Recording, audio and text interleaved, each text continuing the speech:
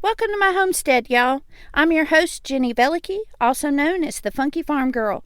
I'm working to create a home with a little farm, a little faith, a lot of food, and a bit of funky.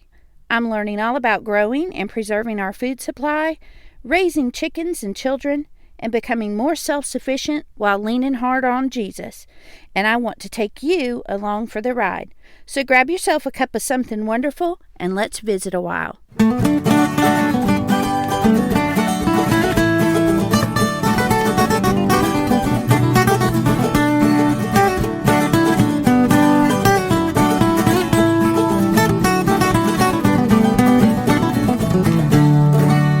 Hey y'all, this is episode 18 of The Funky Farm Girl. You're listening to Jenny Velicky. Episode 18 is Stock Up, Every Bit Counts Challenge. This week we're going to talk about how to stock up and prepare for the fall and winter season that's coming upon us faster than we would like it to. But before we do that, let's talk about what I'm learning this week. First thing I'm learning this week is that I need to get ready some nesting boxes for my original set of chicks, my golden girls and my black copper Moran. Not as concerned about the black copper Moran just yet, but my golden girls are hitting that ripe old age of 16 and a half weeks. And so here in the next 2 to 3 weeks, we should be beginning to get eggs from them. So I need to learn how to make nesting boxes that will attract them to lay and will keep the eggs from cracking and also keep them from leaving it messy in there. So I've learned a little bit about that this week, and we added a flock of 6 white leghorns that are about a year old to our farm over the weekend, and they are already laying. And so we're beginning to figure out what our egg routine is. We're figuring out when these chickens lay, when the best time is to go get the eggs, what we're going to do with them once we have them inside, teaching my girls how to wipe them down and make sure they're clean and putting them in the refrigerator. We are choosing to refrigerate our eggs rather than keep them on the counter, mainly because our counter is a very, very busy work area and tends to be chaotic at all times, and I don't trust a stack of raw eggs there more than anything. So we are figuring that out as well. Okay, so let's jump into episode 18, Stock Up, Every Bit Counts Challenge. I want to talk about stocking up, but before I do, I want to make sure that I make a distinction that I'm talking about stocking up, not prepping. There's a difference between being prepared and being wise with our resources. There's a difference between that and hoarding out of fear. When you're stocking, you have future known needs, and when you're prepping, you're really thinking about an impending unknown disaster. You're stocking from an attitude of stewardship and not prepping from an attitude of fear or doom. So I really want to make that distinction at the beginning of this episode, that when I talk about stocking up for fall and winter, I'm talking about being prepared and being wise with our resources to meet future known needs out of an attitude of stewardship, being good stewards of the things that we've been blessed with and using them to our best benefit and advantage. So why would we want to stock up? Specifically, why are we stocking up right now for the fall and winter when they're not here yet? First of all, we want to wisely use our resources, like we've said. Summer is a time of abundance. It's a time of abundant harvest, abundant produce, abundant flowers, abundant herbs, abundant everything right now. We tend to be a little more free with our time in the summer. there's just so many things in the summer that are in more abundance that it makes sense to set aside some of that abundance to help us through the lean times of winter. Also, it's easier to do it now than to do it later. In the winter, the weather's bad a lot of the times. I don't know about you, but when I'm at home in my warm, cozy house and it's cold outside, the last thing I want to do is drag out my winter clothes and my coat and put on my boots and do the same for my kids, and then go out in the cold or the wind or the rain or the snow or the ice and grocery shop, or have to go pick up something at the store that we have run out of that I have to have. Then we're also just looking at the fact that there's a possibility of more shutdowns in the fall and winter as we go back into flu season and cold season, and just common illnesses in general going up. There's a really good chance that COVID may also rise in infections over the winter and the fall, and so there's a possibility that we may go into another shutdown or further restrictions than we have now. And if we prepare for that ahead of time and we're aware of the fact that that may come, then we can go ahead and begin to prepare for that now. And it will be easier to deal with. On top of that, there's the possibility of shortages. We've already seen shortages with toilet paper. We've seen shortages with meat. There's just various things that as you go into the store, it says manufacturers are not shipping this product right now. So when you do find things, to be able to stock a couple more than you normally might buy, not clearing the entire shelf out of fear, but taking a couple extra from what you normally need so that it will last you whatever the amount is that you would need to last you through maybe the end of the year or into February. On top of that, we want to be prepared for surprises. The first shutdown with COVID-19 was a shock to a lot of people, and many people were not prepared. And so they immediately rushed to the store and hurried and bought as much as they could, as quickly as they could. And that's where the empty store shelves and the shortages started from. So if we begin by having things stocked and put away in preparation for a season of that possibly happening again, then we won't be part of that mad rush to the store. But there's also surprises like job loss. A lot of us maybe were affected financially by COVID, or maybe even outside of this season that we're in. There could be sudden layoffs at your job. There could be all kinds of things that would cause your job to go away very quickly. I think that's something that we've learned here in the past couple weeks.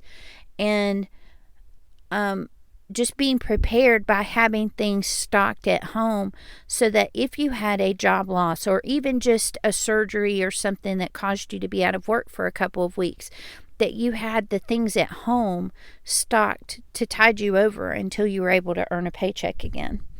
And then sometimes just the weather makes it to where it would be so much nicer if we had things stocked up. If you have an ice storm or a snowstorm or a hurricane, if you're without power for a while, or any number of situations, flooding, where you really need to stay home and you're not able to get out, being stocked up and prepared for that in advance really helps. And again, a lot of those things are what happens in the fall and winter months. So now that we know why we would want to stock up, I want you to do a little research. When I was doing this blog as Swim Upstream, we would stop and think about what we were doing and why we were doing it, and research what other options there might be, and then take small, simple steps. So even as a homesteading podcast, I still really approach a lot of the things that I do with that mindset. So you'll see that come through as I talk about different homesteading topics. So for this one, how are we going to research stocking up? Well, first of all, you need to know, what do you typically buy? I suggest that you make a list by category. Go around your house and look in your bathroom cabinets and write down all the things that everybody in your house uses for toiletries.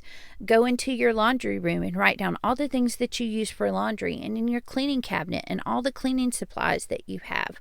Go through and look in your pantry and take an inventory of your spices and your dry goods, and look at your menu plan for the month and see what kind of food do we typically eat and what do we keep in stock. And once you know those things, then you can divide it out into categories like meat, dairy, frozen, spices. You could divide it out into toiletries, cleaning, household goods. Don't forget things like batteries, trash bags, things that don't typically fit in a typical grocery schedule, that you don't notice that you're out of until they're gone. Also, medicines and first aid supplies, having bandages and medicines on hand, so that if you hurt yourself when you're out gardening or working on a fence or something like that, you have the stuff you need to fix yourself back up. And then also think about your animals in your garden. Are there things that you typically buy or typically need for the animals that you have? I know that we need 2 different kinds of chicken feed because we have layers and we have ones that are still on grow out and finisher feed. I know that we need oyster shells for our layers. I know that we need cat food and cat litter for our farm cats. These kinds of things, you need to think through, what do you typically buy, and write down every single thing that you can think of. And then what I like to do is at the beginning of the month, when I do my monthly shopping, I will print out the list and circle the things that I'm low on, and then maybe pick a category and say, okay, this month I'm going to work on stocking up my household things. So I'm going to buy extra trash bags. I'm going to buy an extra stock of batteries. I'm going to buy whatever else, paper towels or whatever that you might need. So thinking through things that way, as far as not worrying about trying to stock up on everything all at once, but if you begin to slowly build a stock that you keep on hand throughout the year, but particularly thinking ahead to the next few months down the road to fall and winter, what will you need for that season? So once you know what you buy, then you need to research where to buy it. You can just, as you're doing your usual grocery shopping, as you're doing your usual household shopping, buy some extra. Like I said, when you see something, maybe you buy it because it's on sale. Maybe you buy it because it's in stock and it's been out for a while. Maybe when you run out of peanut butter, instead of just buying the 1 jar to replace, you go ahead and buy 2. Those kinds of things. Also, you can buy bulk online. There are lots of different options for this. My favorite one is Essential Organics, and I will leave a link to them in the show notes. I love to get my spices, my loose dry tea from them, and herbs, spices, those kinds of things, sea salt, nutritional yeast, all that kind of thing, are really good prices. Nuts, flour, they have tons and tons of things. They have honey and coconut oil and all kinds of things to stock your pantry for baking or for dry goods and things like that. They even have a really good selection of gluten-free pastas and things like that are made from grains. So, check into online bulk shopping. And speaking of bulk, Also, check out the warehouse clubs. Are you a member of Sam's or Costco or BJ's? When you're buying a bulk package, how long will that last you? Are there other things that you haven't thought to buy in bulk that maybe you could begin to buy when you go on shopping trips to these warehouse clubs? Again, refer to your list and see, is there anything on here, instead of buying this small spice at the grocery store, is there a larger container of it at Sam's or BJ's or Costco that I could buy? And actually, you'll probably save some money by doing it that way. Maybe not up front, but in the long run, you're going to pay less per ounce for that by buying it in bulk. And two, it's going to last you a lot longer, and you'll be stocked up. Some small steps you can take. With meat, you can look for meat that's been marked down because it needs to be sold by a certain date. Take that home and immediately put it in your freezer, and it's good to go. You can also figure out what the best price point is on meat per pound for the various types of meat in your area. And then when you see it on sale at or below your price point, go ahead and stock up on that kind and go ahead and sock it away in your freezer.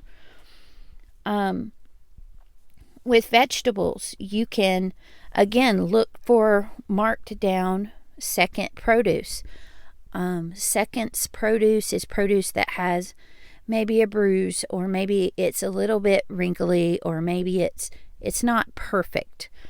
Again, I save a lot of money by using Misfits Market. I order from them online, and their produce is always delicious and sometimes perfect is the way they describe it. But it's really things that are either the wrong color, or they're maybe a little too big or too small or too wrinkly. Or this week, my daughter Gracie brought home from her job at the farm a bag of jalapenos that were the biggest, beautifulest jalapenos I've ever seen, but they had a lot of striations on them, and so they weren't able to sell those because customers want bright, shiny green peppers. And actually, those striations make those peppers even better than the ones that are pretty. So, be willing to eat ugly produce. Another thing you can do is do a bulk order from local farms. Check around and see what's available for you. There are several farms in my area that are selling canning tomatoes by the case, and those cases are about 25 pounds of tomatoes. The best price in my area is $12 for 25 pounds of tomatoes. You can also buy corn and cucumbers and bell peppers that way as well in my area. So check around and see if there are any local farms that sell in bulk. And also, hopefully, if you've been growing a garden, you have a surplus of stuff. We've had tons and tons and tons of cucumbers, so I've been making tons and tons and tons of pickles from those. But any of these ways that you can stock up on vegetables, you can then take those vegetables and you can can them, either by water bath or pressure canning. You can blanch them and freeze them. Some of them you can freeze right away. Some of them need to be blanched first.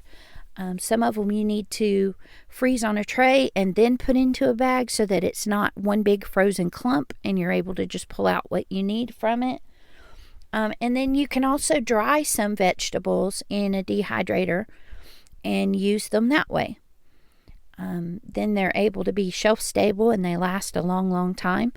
And you can rehydrate them for soups and casseroles and things like that.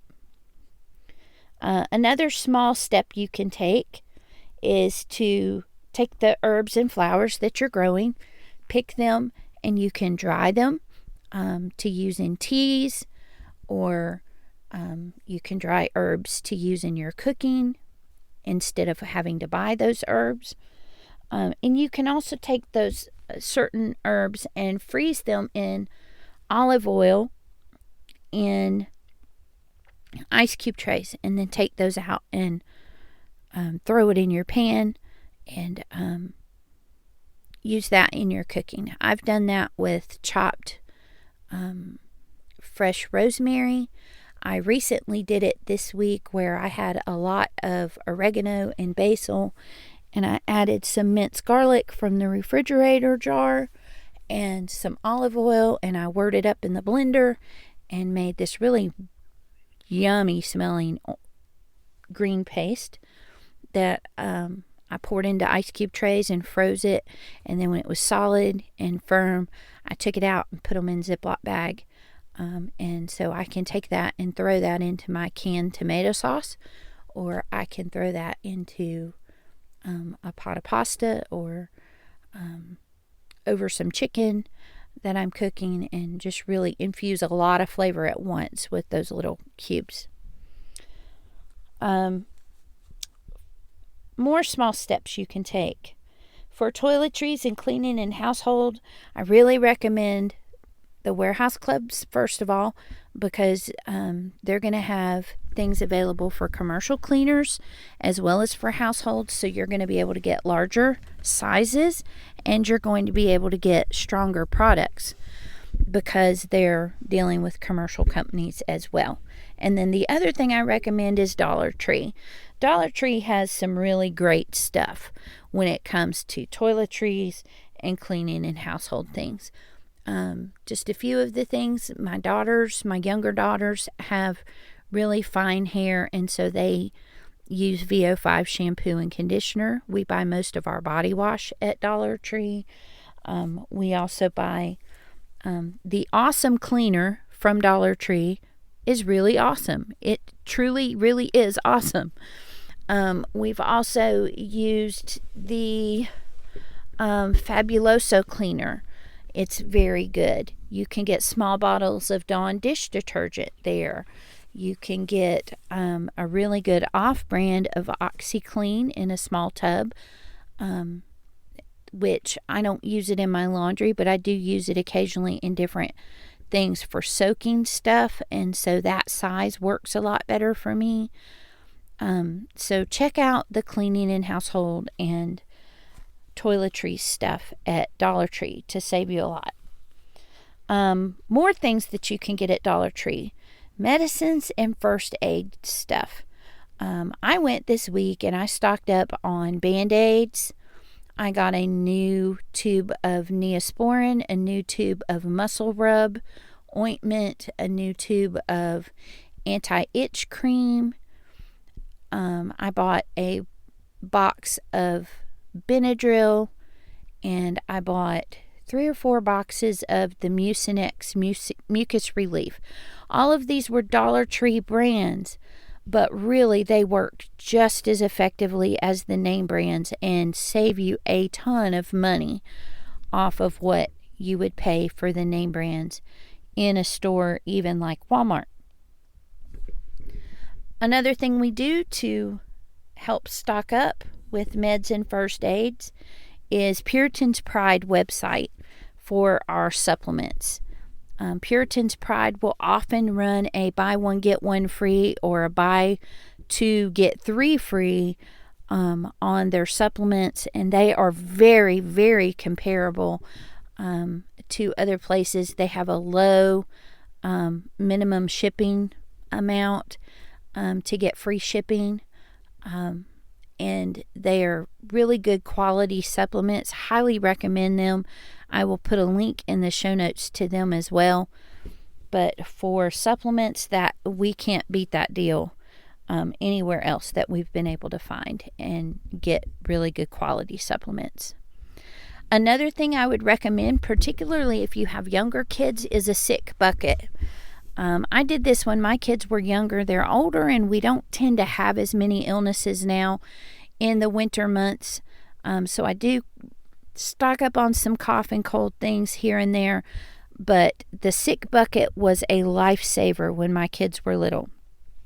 I basically took either an actual bucket or a dish tub, and I would stock it with all the things that we would need if someone were to get sick, especially if we were to have a stomach bug. And so this may have any medicines in it that we might need. It would have electrolytes or Pedialyte in there, maybe a jug of Gatorade, Jello, and saltine crackers to have something really bland to eat. It would have whatever else would make your kids feel comfortable when they have the stomach bug. Maybe you keep a little bottle of ginger ale in there.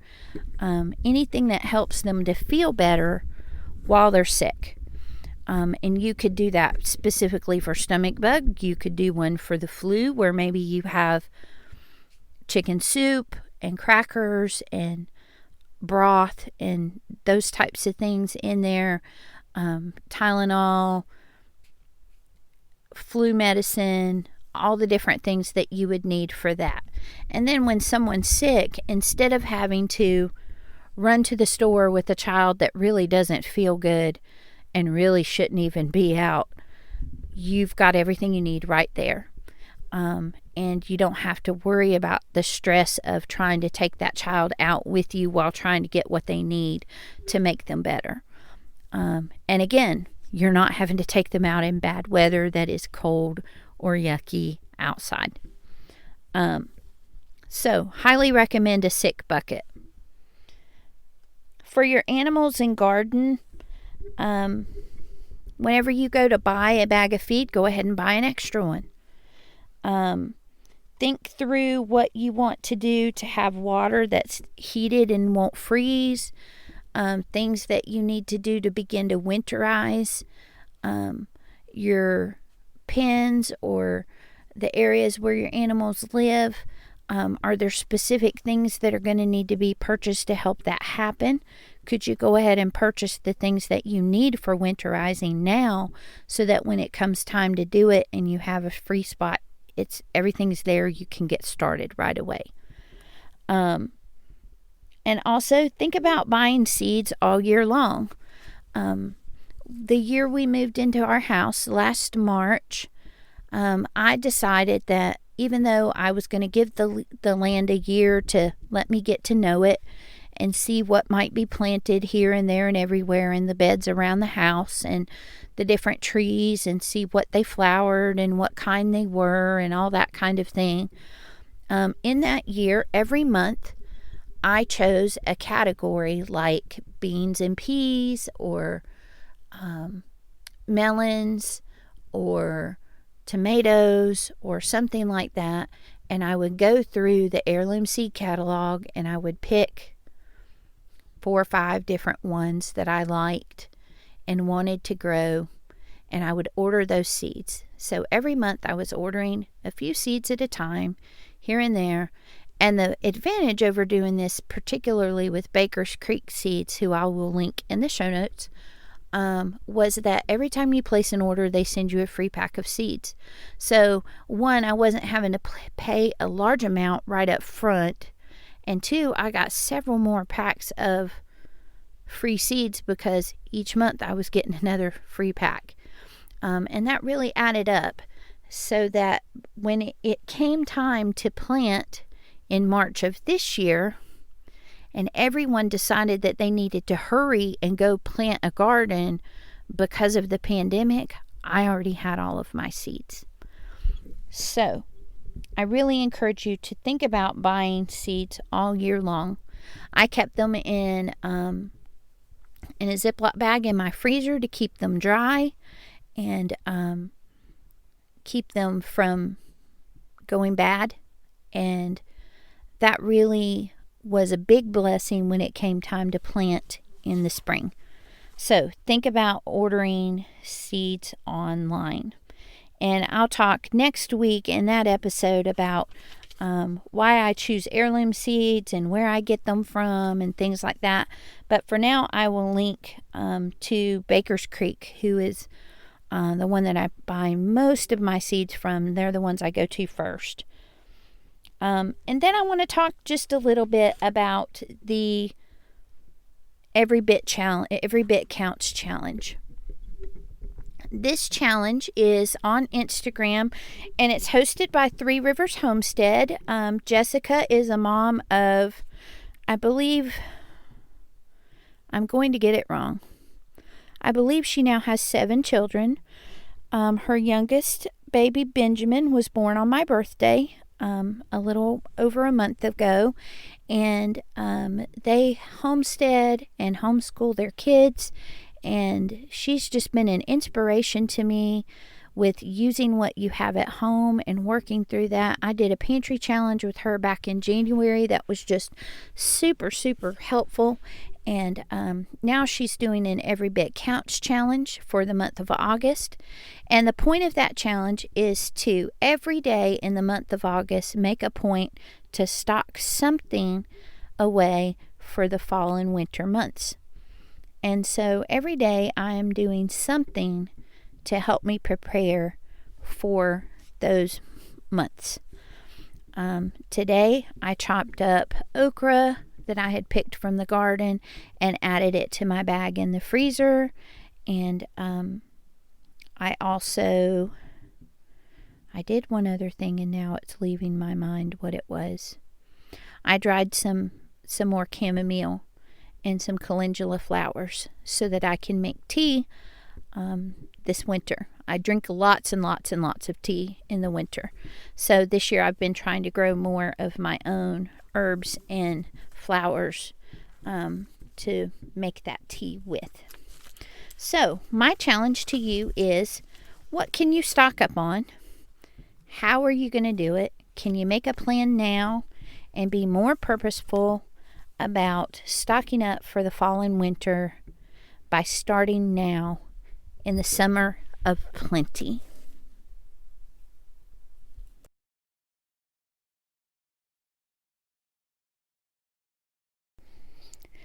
Thanks for stopping by, y'all.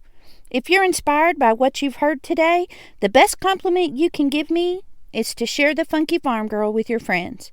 You can stay connected by following the Funky Farm Girl on Instagram, Facebook, and YouTube. Until we meet again next week, remember to bloom where you're planted.